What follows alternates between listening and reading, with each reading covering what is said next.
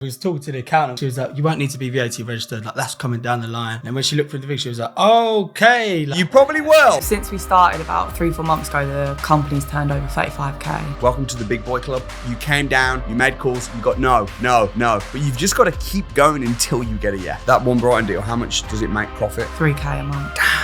Your first deal is always your hardest deal, because once you've done your first deal, confidence goes sky high. It's very hard to build up your reputation, but so easy to lose it. Why would they pay £300 a night to stay at your place when they could just stay at a hotel?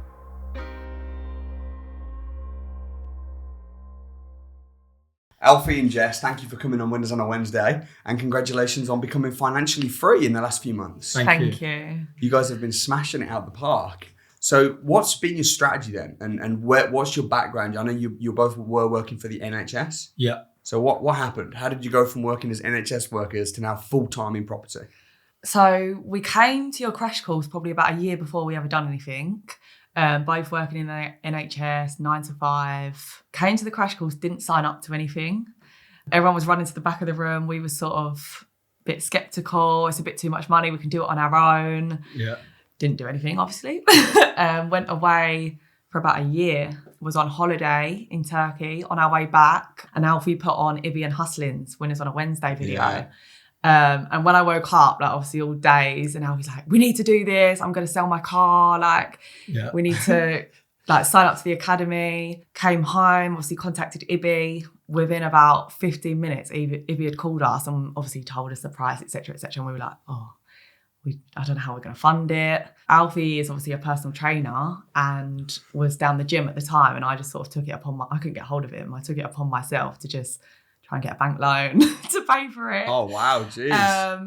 And I said to Ibby, I'll call you back in like a couple of days. Like, we'll try and sort out the finances. I must have called him back in about 20 minutes and was like, I've got it. I've sorted it. Let's sign up. Like, So you just got like a loan? yeah, like it was in the bank. And then went from there. We didn't go for our first live training until January.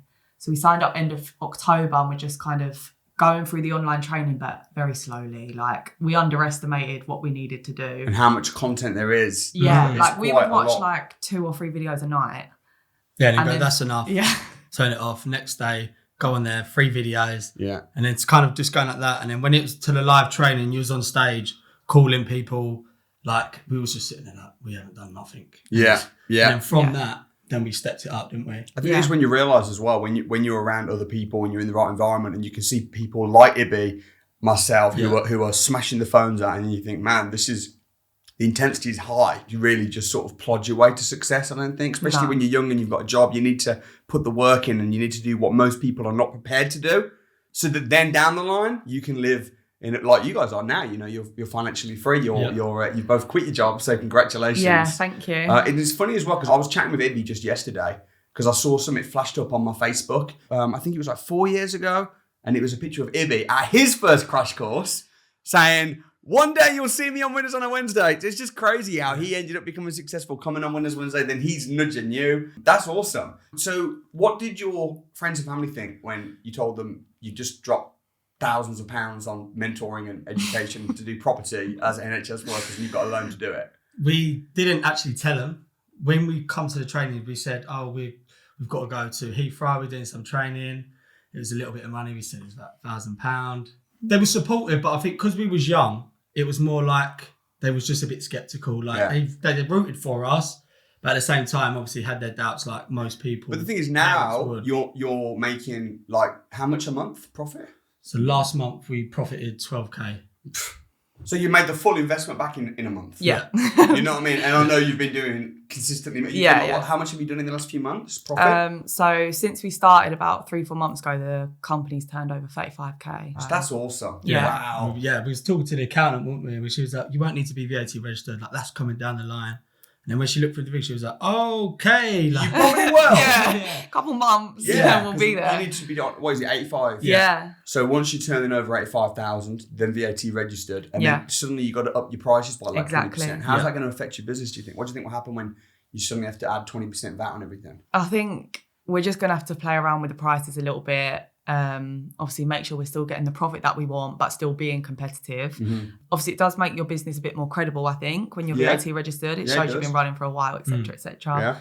We just have And to you play can it by claim ear. that back on everything. Yeah, exactly. So when you're buying, because pretty much every company is VAT registered. Yeah. If you stay at a hotel, you're paying VAT. You might not know you're paying VAT, but you're paying VAT. But when you're a VAT registered company, you're then claiming that back, which normal people can't do. Yeah, of course. And I found I know you do a bit of deal selling as well, but I found as a deal seller, when I became VAT registered and suddenly slapped 20% on, it didn't actually affect anything. No, it's all in your head. You're thinking like, oh, everyone's paying me £3,000 for a deal, but 3,600, well, they'll still pay me, but people will. Yeah, that's just the figure. Yeah. That's just what happens. And we said probably a lot of people in Brighton are in the same boat. We just don't realise. Yeah. Yeah. So it's like everyone's there. Welcome to the big boy club. Yeah. VAT registered.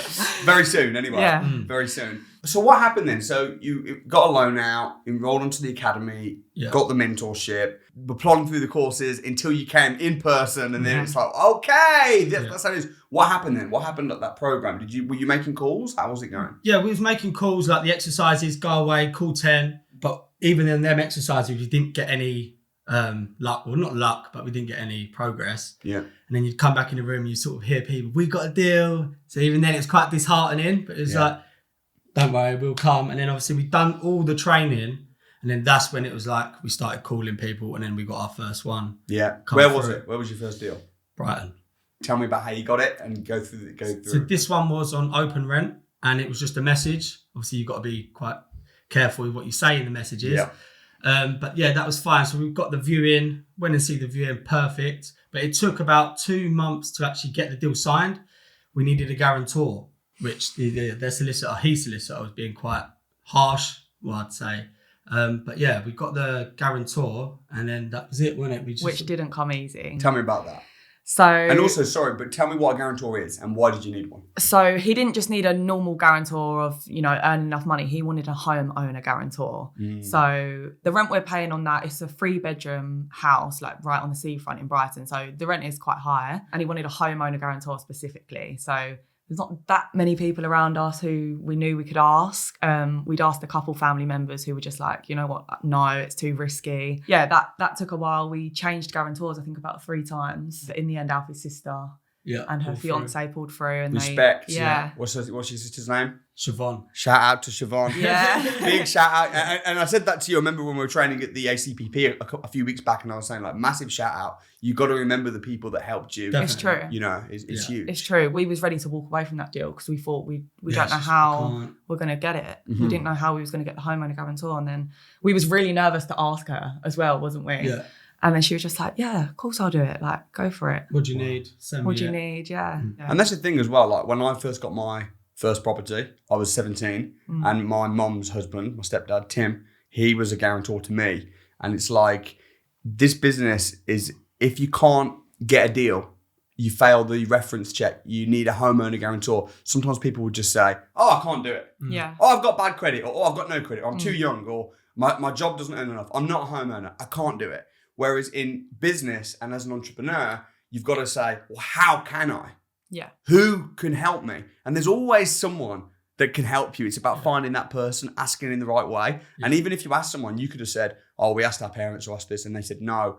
Therefore, what are we going to do? We're just going to have to stay at the NHS. We can't do it. What a brilliant excuse. And people are full of excuses. But what you guys did was you kept asking until somebody said yes. Yeah. And I think it's the same with rent rents. You came down, you made calls, you got no. But you've just got to keep going until you get a yes. Yeah, for sure. And they do come. Like, you'll always find that landlord who is tired. Like, this particular one was running it as an Airbnb himself. Right. He's a multiple business owner. Like, he's not shy of money, but he lives in Brighton and was doing all the cleaning himself.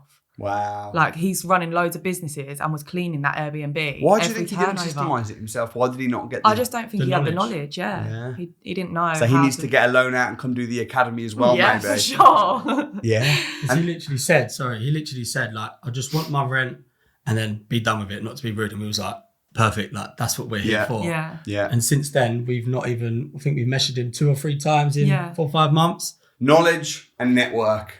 Yeah. 2 most important things. Definitely. So that property then, so you got it, you got it through. How much do you have to pay the landlord? So we're paying the landlord $2,400 rent. Yeah. And then our bills are about $350 on top. So that sounds like a full-time salary. Yeah, that was basically what we was earning. So you committed to basically put down your entire salary on a property. And that's another interesting thing. That psychologically, how did you have the confidence to take that huge step? Because that might not worked. So we didn't actually have the money to do it. That again was another loan. Where'd you get the loan from? The bank. God bless the bank. God bless the bank. Yeah, how much did it cost? How much did you have to put down? We put down 10,000 into that deal. Damn. We probably did go a bit over budget with the furnishing and stuff like that. It was our first one. We just. But you wanted it nice on the beach. Yeah. Nice house. Yeah. What was it? Is it an apartment?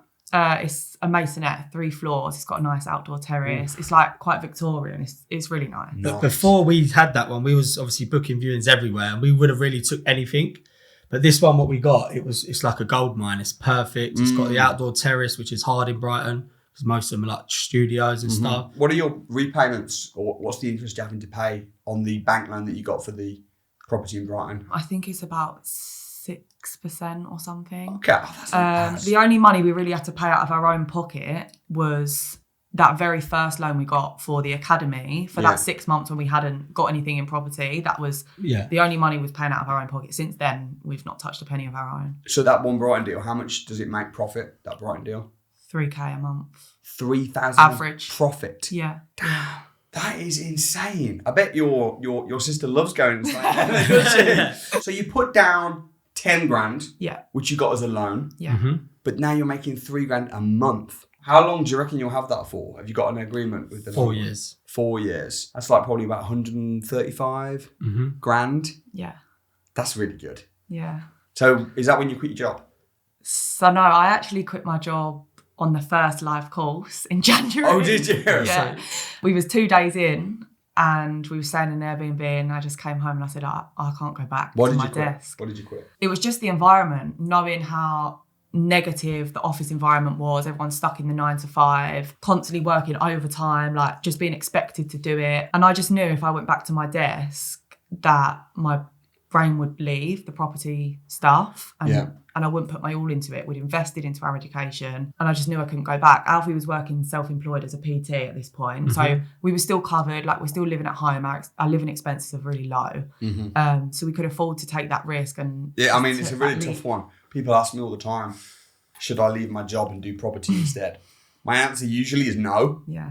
Because normally I'll say, go and at least get 1 or 2 deals to prove that you can do it. But sometimes people, I just have to quit. Yeah. And I guess if you've not got massive responsibilities, No. you know, how old are you guys? 23. 23, yeah. Yeah, no kids or mortgages or anything like that. So it kind of makes sense. And it's even like I had a nice expensive car what I was paying for, and then when it was like we see Ibis and Hustlings winners on a Wednesday, it was like no, I literally come back off that holiday and within the first week I sold it to We Buy Any Car. So I thought that's a liability, we want minimal, get rid of everything we have, and then we can just mainly focus on finding the deals. Where are your deals? Are all your properties in Brighton? Yeah.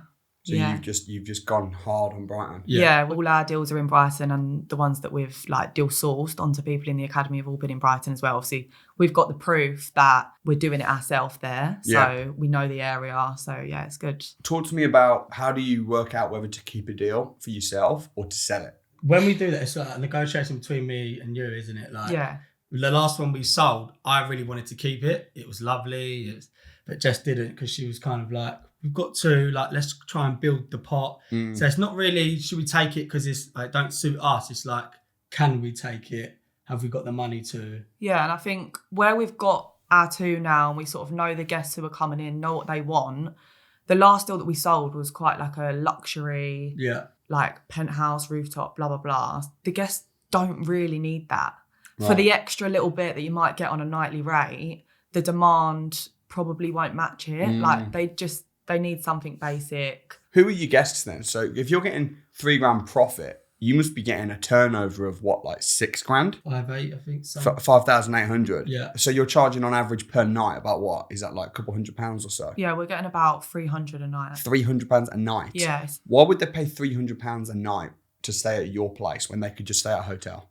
I think with a hotel room, obviously you're limited to 2, maybe 4 people in a hotel room. Yeah. No kitchen, no nice terrace. Right. Nothing kind of like your own space. When you go into ours, it's a 3-bedroom property. So automatically you can already sleep bigger groups. Or a family. Yeah, a family can all be in the same space. Yeah, I think we're actually cheaper than the hotels. You probably are. Yeah, it's funny because when I go, before I had kids, I didn't stay in Airbnbs as much or like home from home type stuff because I'd be with just me and Amanda. So we just go and stay at hotels. But now we've got kids. It's a different story because it's like we can't go and stay at a hotel with our 3 kids. Yeah. Because what we're going to book one massive family room. Yeah. And then have the kids just with us all night. We can't book 2 rooms. We can't let the kids go and stay in another room. Yeah.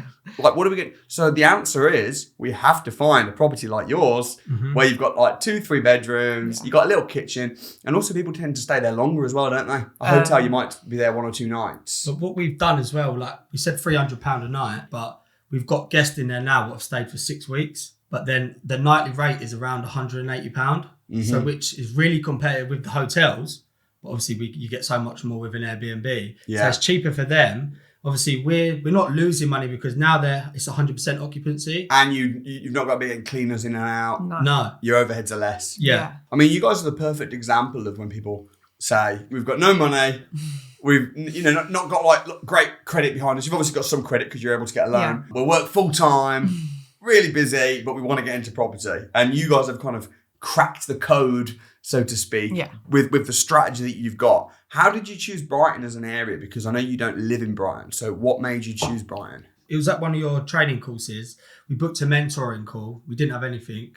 And it was with Hustling. And we was just sort of going through like what strategy we wanted to do because we was unsure. And we started talking about SA and we was like, yeah, we could do SA. And Hustling, she said, Brighton works very well. And it sort of just stuck with us. Like we was looking at other areas, but she said Brighton, that will work very well. Yeah. So then saying that is like we went home and then obviously when we were on open rent, we'd search Brighton straight away, Gumtree, we'd search Brighton and then just keep sending them messages, calling people. And then eventually we got the first one. How long did it take between getting your first property, getting the keys to getting your second deal? How long was It was a couple of weeks. Yeah. Literally a couple of weeks. I think once you've got one behind you, it is easier to have the proof to say, we've got one already in the area. I think it's confidence as well. Yeah. Which changes, like your confidence on the phone when you have nothing. Like me personally, it's like you're a bit like, oh, you're hoping. But then once I've got one, it's like I'm in the game now. Yeah. And it just changes. Yeah, sometimes people get like an imposter syndrome a little bit. Yeah. When you've got nothing Definitely. And you've never done any deals and you're ringing up saying, what we can offer you is this, and then there's a little voice in your head saying, can you though? Yeah. Can you? You've never done this, and sometimes people have told me they even feel like a little bit of a fraud because it's just like, oh, I'm acting like I know what I'm talking about, but really I don't. And, I think that's why I always say your first deal is always your hardest deal. Because once you've done your first deal, their confidence goes sky high. And you guys were fortunate that your first deal was a banger. Yeah. How much profit are you making on your second deal? $3,000. What? A month, yeah. But this one That's we crazy. done a JV partner with, Right. someone on the academy. So we didn't actually use none of our own money with this one. It was around the same, £10,000 to lump in because the property did need a complete refurb. So our JV partners put in all their money and then we're not taking no profit until they get their 10K back. Yeah.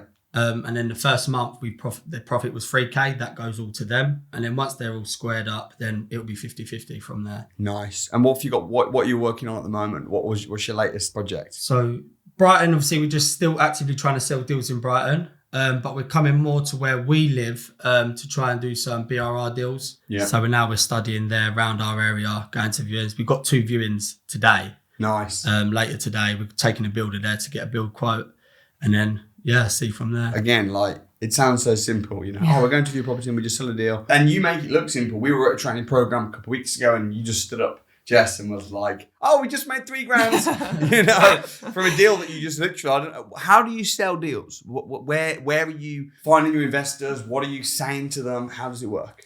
I think the network within the academy has really, really helped us. We'll be the first to say we probably haven't done as much to go out and find our own investors as we should have, but we haven't needed to. Yeah. All the deals that we have sold, people within the academy have been the first ones to message anyways. And I think they know how it works. They're not afraid of paying you that sourcing fee. They trust you. Yeah. They know you've learnt the same as them. And it also has made it easy. You're protected. Talk to me a little bit about if a deal goes wrong, mediation, redress, how does it work? Obviously, we've got the PIM service with you, with the NDA and stuff like that. If there's ever any kind of conflict, we can come straight to PIMS and Yeah. ask them to Yeah. kind of mediate and Yeah, see and it which means way's that best. from an investor's perspective, if they're on the academy and you're saying, I want $3,000, sometimes investors feel a little bit reluctant to pay up front. Yeah. Because they're thinking, if I pay you and then the deal falls through or the deal's crap and then you don't give me my money back, I have a problem. But then as a deal sourcer, you're thinking, but if you don't pay me up front and I give you the deal and you go and secure it, but then you don't pay me, Yeah. then there's a bit of a trust issue with deal sources and investors sometimes about what comes first. How does it work? I know within the academy we have PIMS, Property Investors Mediation Service, which says, look, if you pay and then you don't deliver, then you're going to have to give the money back. Otherwise, you'll be struck off. But then an investor, if you ask for a refund, but then try and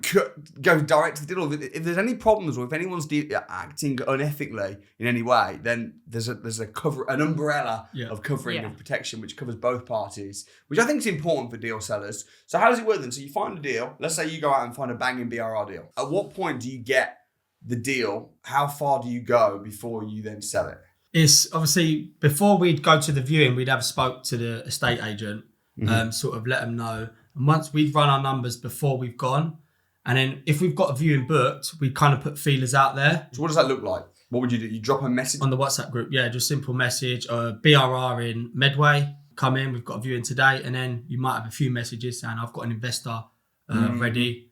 So then it's like, you're going there with someone in mind rather than going and doing all the work, getting the deal signed, so it's ready, and then putting it in the chat and then there's nothing. Yeah. You've probably heard me say before, it's like baking a cake. You want all the right ingredients, but also the right measurements. Yeah. Because if you put too much flour in, the cake's going to be dry. If you put too much sugar in, it'll be too sweet. And in the same way, when people say what comes first, the investor or the deal, it's kind of like, well, you need to just time it gently, bang. Yeah. And it's a skill. It's an art of doing that. And I think it's the same with estate agents as well. Obviously, you want to build a good relationship with them and keep them on side. So if you suddenly put an offer in on a property and you've got no one who wants to buy it, then you're going to annoy them. Oh, It's very hard to build up your reputation, but so easy to lose it. 100%. So BRR's coming up. How do you know if a BRR is good? It's all about working backwards, working out what the new value of the property could be once it's all done up and stuff like that, and then working backwards on,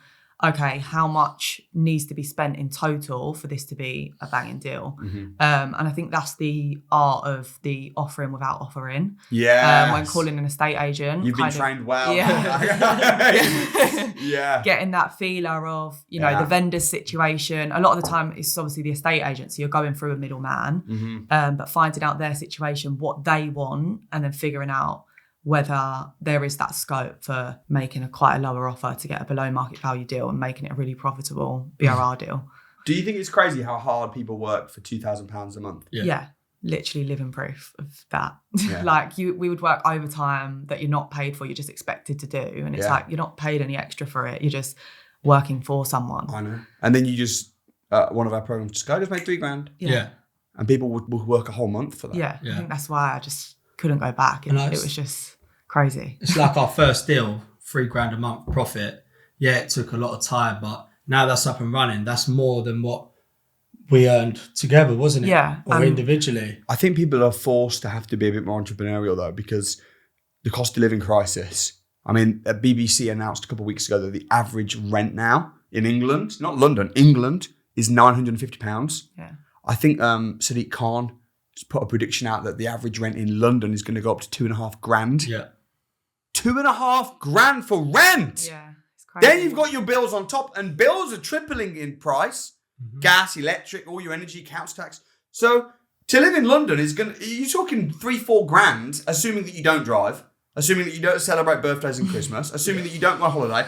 So if it's going to cost you $4 grand to live in London, but the average salary is $3 grand or less, and then you've got to pay your tax, your PAYE, national insurance.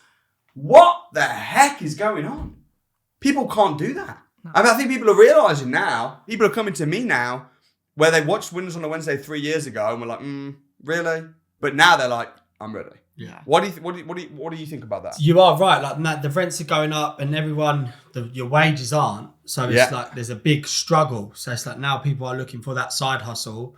And I think your content on YouTube is like, for me, I understood you very easily. So it was like, from that, it's like you're drawn in. And then we did go to the crash course, but even then it was like we didn't have the fire to go, yeah, let's start. And then like you said, like we waited a whole year, and then we see the another winners of the Wednesdays, like we've got to stop wasting our time, because we could have been Ibby and hustling if we started last year. Yeah, I think changing your mindset is the biggest thing. When we first came to that crash course, our mindset was still in the rut of a 9 to 5, you work, you retire, etc., etc. Whereas now, our mindset's our life's completely changed. I'm wondering how far they can push it. Like, how long a wage is going to stay at 25, 30 grand a year, while everything else is going up so high. I mean, it's getting a joke. Yeah, it's unsustainable. It is. And you're working a good job. You're working for a hospital, NHS, very respectable job. But it's like, it just doesn't cut it when you live in London, especially. No. I remember when I was working as an estate agent when I was 20 years old. I worked for Bairstow Eaves countrywide. And I was working so hard. And I was thinking, if I worked this hard on my own business, my basic salary was 11 grand a year. And then I was getting £25 commission every time I sold a house. I was selling a couple of houses a week. And my boss sat me down one day and he goes, if you work really hard, for the next sort of 5-10 years, you might be able to make 30 grand. And I'm thinking, okay. And I'm seeing people in like senior management positions that are bosses. They are negotiation pros. They're on 40 grand. I remember thinking, if I worked this hard on my deal sourcing business, can you imagine? So you're making like 9-10 grand profit, but it's not even that impressive in this industry. No. At the ACPP a couple of weeks ago, there was people doing a lot more than that. Yeah, and even it's just the start. When we got the message to say, come on to Winners on a Wednesday, we was like, are we ready? Like, Are we there yet? Have we done enough? Yeah. Well, you guys have done really well. What would you say has been the biggest challenge, the biggest struggle throughout the whole process? Persevering and pushing on when we was getting nothing. Yeah. Like, obviously, we had a lot of pressure where I'd quit my job, 6 months of getting nothing and not having your normal income come in. Yeah. It took a toll. We probably did get down quite a few times and could have quit or whatever, but pushing on and keeping, believing that it's going to come is worth it in the end. I think a lot of people would just quit and would go back to... So network knowledge, but then perseverance. Definitely. Perseverance, the biggest thing. Even now, like you could get a deal, you sell a deal, that's fine. And the next day, you're back online.